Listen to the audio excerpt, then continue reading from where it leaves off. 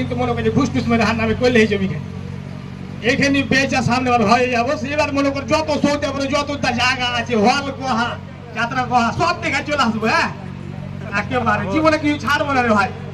মামা একটা কথা ছিল আপনার সাথে আমার। কি কথা রে লোককে লগা? আমার নানা নানি মরা 10 বছর হয়ে গেল, আর একটা জমির ভাগ এখনো দেননি। জমির ভাগ মানে জমির ভাগের কথা কইছিস তুই?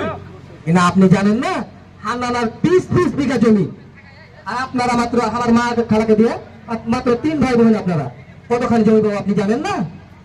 20 বিঘা জমি মানে থাকি না রে ওই আশাবাদ দেবই তো আলি তোর নানা যখন মরে এই হাওয়াকে দেখে মনে কর কি যে 16 বিঘা জমি আগে লেখে দিয়ে ওই তালি এই যে কাগজ পাহা দিকে তোকে দেখাচ্ছি। আর তোর মাওয়ানিকে তোর নানার দেখাশোনা করার লাগে 3 বিঘা জমি দেইলো আর থাকে বাদখানি রে 2 বিঘা থাকে নাকি? যা ও 2 বিঘা থেকে যেখানে বাড়ি ছিল ভাবি দিয়ে দেবো যা হট। এই কথা তাহারা কোনোদিন শুনিনি।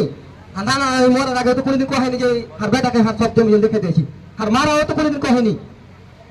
কিভাবে কইবে তোকে জীবন দেখতে এসেছিলি তোর নানাকে?